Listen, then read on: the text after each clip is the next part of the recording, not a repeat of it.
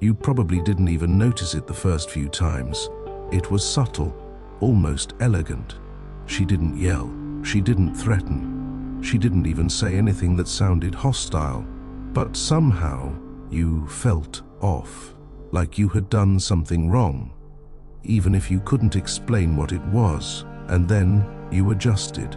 You started pulling back on certain jokes. You softened your tone. You double-checked your messages before sending them. You stopped bringing up certain topics altogether. And the strangest part, she never told you to do any of this. She just reacted with a facial expression, a withdrawal of warmth, a perfectly timed silence. And just like that, your behavior changed. Not because she demanded it, but because she shaped it. Subtly, consistently, and with unnerving precision. That's the thing about emotional manipulation. It's not always conscious. It's not always malicious. And it's almost never obvious. Especially when it comes from someone you care about. And even more especially when she doesn't even realize she's doing it. Let's begin with the first tactic. Tactic 1. Withdrawal of affection as a punishment. This one is ancient, and it's everywhere. You say something honest, something real, something not even offensive. Maybe you bring up a personal win. Maybe you challenge a perspective. Maybe you just talk with a little too much confidence. And her energy shifts. She grows quiet, distant, colder.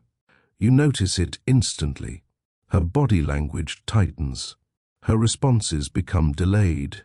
She's fine, but clearly not fine. And your nervous system picks it up like radar. Suddenly, you feel guilt, even though you haven't done anything wrong. And now, you are the one trying to fix the vibe. You're over-explaining. You're making jokes. You're offering reassurances you don't even mean. Why? Because, without saying a word, she's conditioned you to feel like her affection is conditional, and your brain, wired for approval and emotional stability, now associates being fully yourself with losing connection. That is not love. That is not emotional maturity. That is not a relationship built on safety. That's silent punishment disguised as processing emotions. You need to hear this clearly. When a woman subtly withholds affection every time you assert yourself, you're not in a relationship. You're in a psychological maze. A maze where you are constantly trying to decode what version of you will be acceptable today. And this maze is how many men lose their fire, their voice, their edge, their masculine center. Not because they're weak, but because they're attuned, because they care, because they're wired to protect, to adapt, to connect. But when that strength isn't matched with clarity, they become easy to shape, easy to mold, easy to control. This isn't just about women. This is about systems, unconscious behaviors, emotional reward loops. And if you don't know the game, you can't play it consciously. So in this video, we're going to expose every hidden manipulation tactic that's been warping your truth. One subtle psychological hook at a time. Let's go deeper. Tactic 2. Weaponized vulnerability. At first, it looks like emotional openness. She cries. She breaks down. She shares the trauma, the pain, the heartbreak. And as a man with a good heart, you lean in. You want to protect. You want to help. You want to make it better. But then something strange happens. The more broken she appears, the more wrong you feel for ever having a boundary. Suddenly, your needs look selfish. Your truth feels too harsh. Your standards feel like cruelty.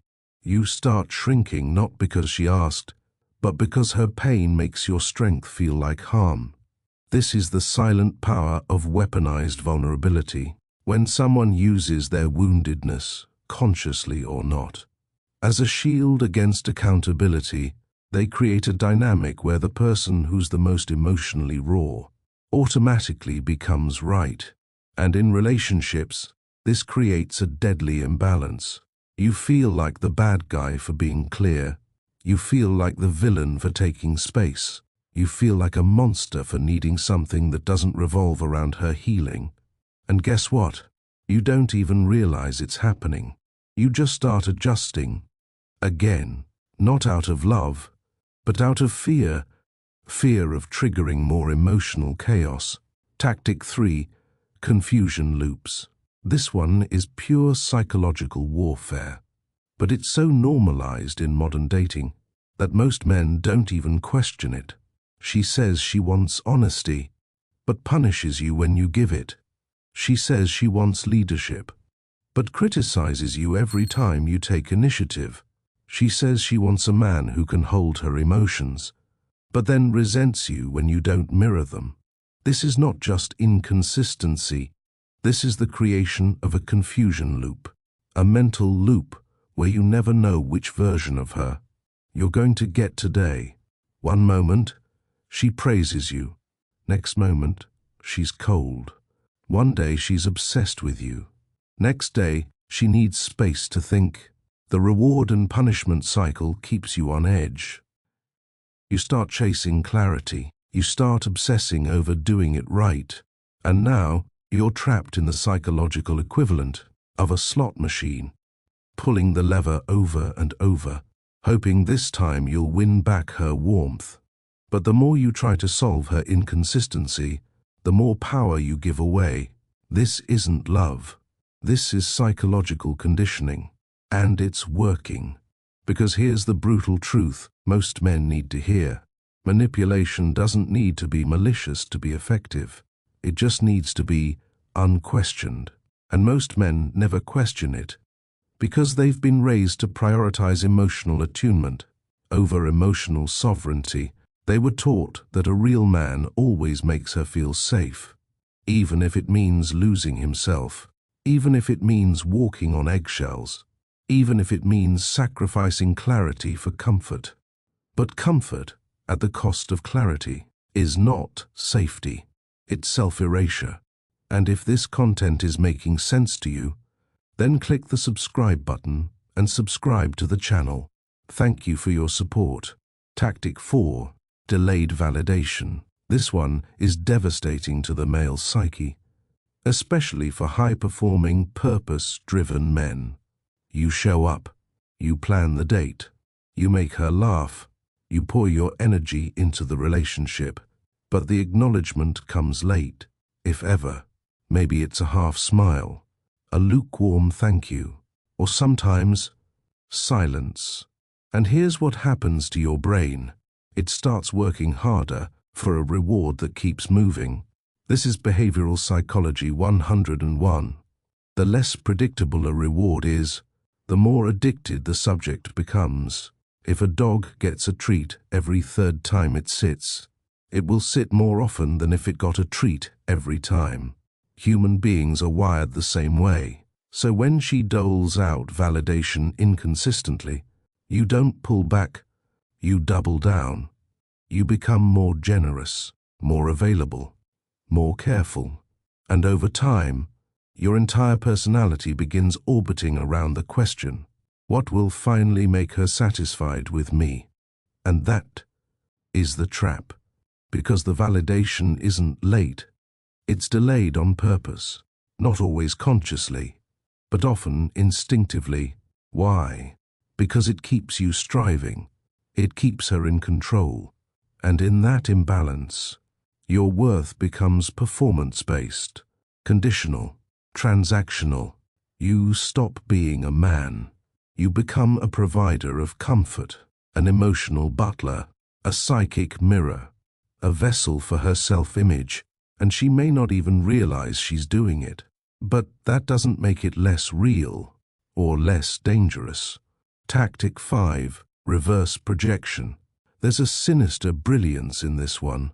You begin to question your own mind, your memories, your motives, all because she turned the mirror around and aimed it right at you. Reverse projection is when someone subtly accuses you of their behavior, and does it so convincingly you start believing it. She flirts with someone? You're called possessive. She's emotionally distant? You're accused of being too needy. She explodes in a moment of chaos, and somehow you were the one who made her feel unsafe. It's not just gaslighting. It's deeper, because projection doesn't just distort reality. It relocates guilt. She gets to preserve her self-image, the sweet, spiritual, conscious woman she believes she is, while outsourcing all her darkness onto you. This tactic works especially well on men who are self-aware, men who do reflect, who do want to grow, men who were raised to think they have to fix everything. You hear the criticism, and you consider it. You start asking, am I really too much? Was I the one causing this dynamic? Is this just my trauma reacting? But here's the trap. When you're the only one doing the work becomes a leash. You analyze, you read, you meditate, while she gets to hide under the illusion of emotional intelligence. But awareness with no accountability is just ego in disguise. And over time, your self-trust erodes. You stop trusting your gut. You silence your own alarm bells. You confuse trauma bonding with spiritual connection, because in your mind, you're the one who still needs to heal. But what if you're not broken? What if you were just being manipulated? You see, reverse projection doesn't work on blind men. It works on men with vision, men with depth, men who care. So if this tactic has worked on you, it's not a reflection of your weakness. It's proof of your strength. Misdirected. It's time to reclaim that strength and point it back where it belongs, toward discernment, toward boundaries, toward the truth that doesn't come wrapped in guilt. Tactic 6, the moving goalpost. At first, she made it simple. You thought, if I just love her right, things will work. And for a moment, it does feel like it's working. She smiles more, responds faster, maybe even shows genuine warmth. But just as you start to breathe easier, she moves the line. The things that used to make her happy, now they're bare minimum. The reassurance you gave her last week, now it's never enough. You planned the date, opened up emotionally, supported her during her breakdown. And still, she says you don't make her feel seen. You feel like you're failing a test where the answers keep changing. That's the moving goalpost, a manipulation tactic that shifts expectations just when you think you've met them. And here's the sinister part. It keeps you chasing. You keep upgrading your behavior, your language, your self-awareness. But the validation never lasts, because it's designed not to. See, the moving goalpost isn't about her needs. It's about control. As long as you're uncertain, you're manageable. As long as you're chasing her approval, you're predictable.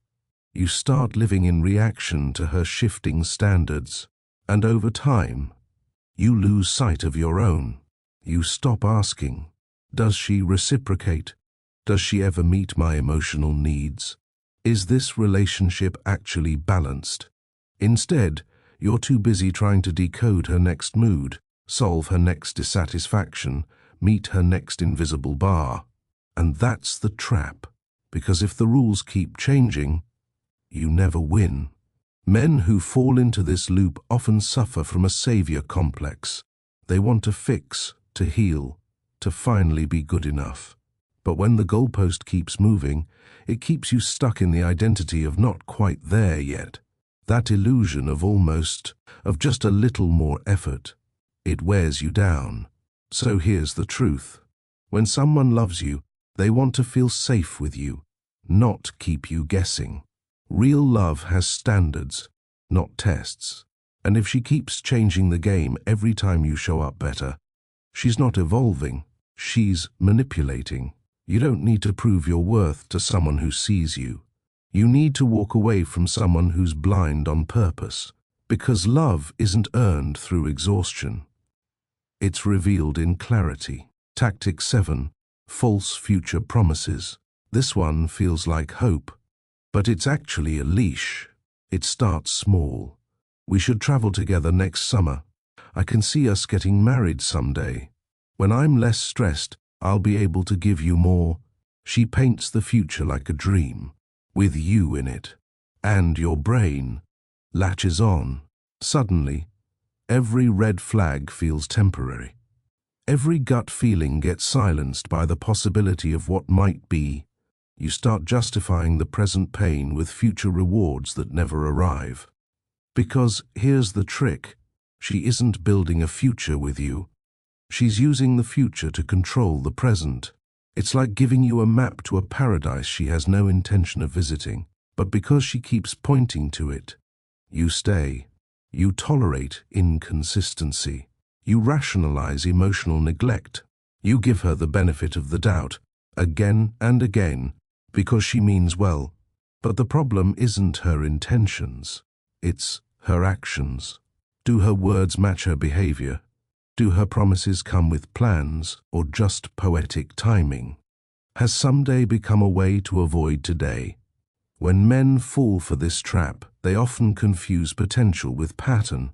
They see glimmers of sweetness, moments of softness, and they think, she's just scared. If I keep showing up, she'll heal. She just needs more time. But time is only useful if it's moving you forward. Otherwise, it's just a slow erosion of your standards. A promise that keeps you anchored to pain isn't a promise, it's a cage. And often, the false future tactic doesn't come from evil intent. It can come from fear, codependency, or her own emotional chaos. But regardless of why it's used, the effect is the same. You stay in a half-love, waiting for the real love to begin. And that wait can last years. So here's your clarity. If she can dream with you, but never act with you, if she speaks of us, but never invests in now, if you're building castles on her words, but living in the ruins of her behavior, it's time to wake up. Love isn't a someday thing. It's not an IOU. And it shouldn't feel like debt. The woman who truly sees your worth won't delay your peace. She'll become it. Tactic 8, the empathy flip. This is the one that leaves you questioning your own sanity, because just when you finally set a boundary, she becomes the victim. You bring up how her actions hurt you.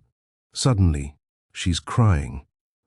You mention how exhausted you are from the emotional games. Now, she's talking about her childhood trauma. You express that you need more clarity. She says you're being insensitive and distant. And just like that, the conversation flips. You go from hurt man trying to express himself to heartless monster who doesn't understand her pain. This tactic isn't always conscious. It's not always some master manipulation plan, but it is a psychological pattern, one that keeps her centered and keeps you confused, because suddenly you're apologizing, you're comforting her, you're explaining your tone, rewording your feelings, making sure she's okay, while your own pain goes ignored. And the worst part? It creates a mental loop where expressing your needs feels unsafe. You start to associate speaking up with guilt, shame, or chaos. So you start swallowing your truths. You avoid rocking the boat. You become the chill guy, the understanding one, the man who's always okay, even when he's not. But let's be clear, empathy isn't supposed to be used against you. It's supposed to flow both ways.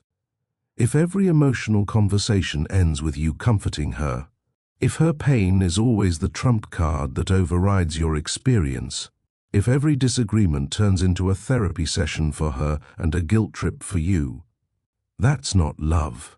That's emotional domination. Real connection means two people can sit in each other's pain, not weaponize it, not dodge accountability with it, not make it a chess match of who's hurting more. So if you've ever walked away from a talk with her, feeling like your feelings vanished into a black hole, like you're the bad guy for even bringing them up, or like your own reality has been gaslit into silence. You're not crazy. You're not weak. You're not too much. You're just caught in the empathy flip. And the cure? Stop explaining what's clearly happening. Start believing it. Because the moment you trust your own experience more than her performance is the moment you reclaim your clarity. And from there, you get to choose peace over pattern, self-respect over survival, truth over illusion. That's where your real power begins. If this resonated, take a moment to subscribe. Drop a comment below, not for the algorithm, but to mark this chapter in your journey. If you made it this far, you're not just watching. You're remembering, returning, reclaiming your inner ground. So trust that the video YouTube shows you next, the one appearing now, is not random. It's the next doorway, the next layer, and it will meet you exactly where you are. We'll see you in the next depth. Depthoria continues.